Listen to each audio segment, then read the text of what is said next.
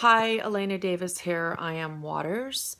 I'm just checking in quickly to talk about some of our deliveries through I Am Waters.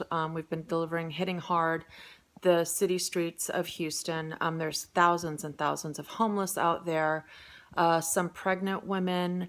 We've been seeing people that are passed out from heat exhaustion, dehydration, people living in tents, the elderly living in tents, living under bridges, some people living in their cars deep into the woods. And we often call out the Coalition for the Homeless about this because not enough is being done. We lean extra hard on the coalition because they are in a position where they're collecting a lot of funds. A lot of the data and the information that they're putting out is just not true. And no, there's really nobody in place to challenge that information because they exclusively control HMIS, which is the database that a lot of information gets dumped into. So when you hear things like there's been a 60% reduction in homelessness, it's just completely absurd. And I feel embarrassed that they would even be okay with making such a statement. I Am Waters is into this. We're 7 years into this.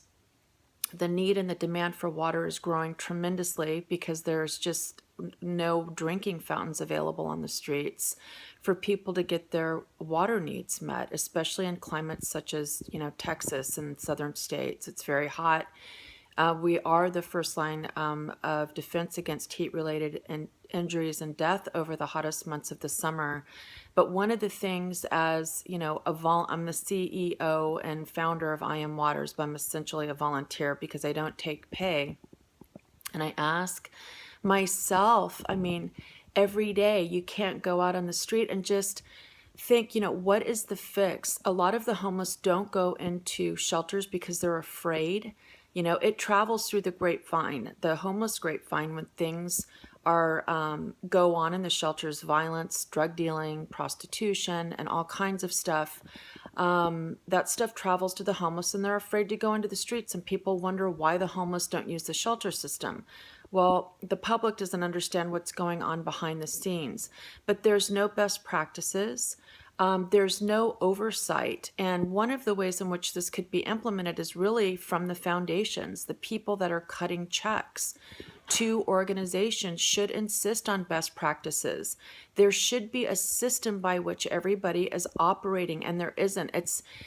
Each organization may have their positioning or, their instructions from their board on what they're to do, but as a whole system, there's no oversight, there's no best practices, there's very little transparency, and we don't hear from the homeless, and I think it's bizarre.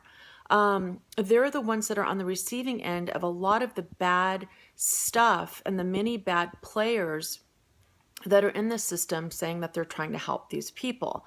But in actual, reality, what is happening is a lot of organizations are sucking funds out of the system. It's a major business. The homeless get crumbs, whether that's from the, money, through programs that the foundation money is funding, or in-kind donations that which typically get pilfered by the people that are running the organizations. The good stuff gets taken far before the homeless ever get to have a chance at looking at it. So, there's all of this going on, and it's hard to watch. It's hard to watch the corruption.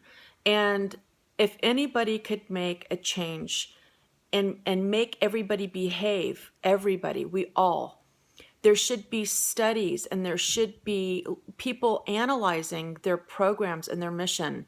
There should be criteria. There should be information on outcomes and how that's resulting in making the lives of the homeless that are coming through the front doors of each organization better.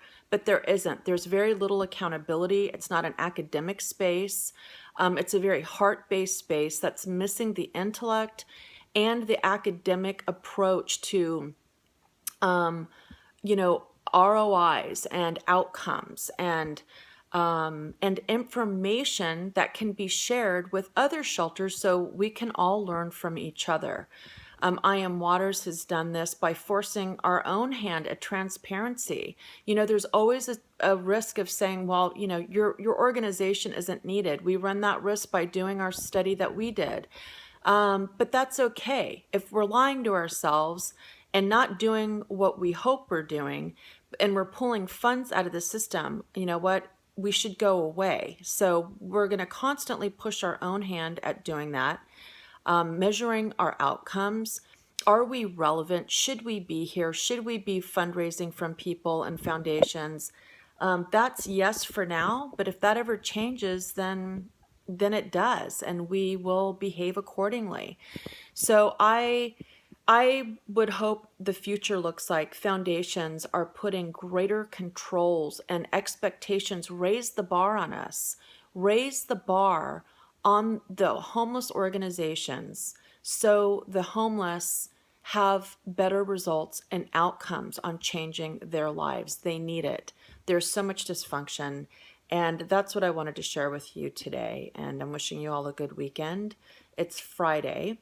Elena Davis, I Am Waters, and I'll be back more sometime soon with an update.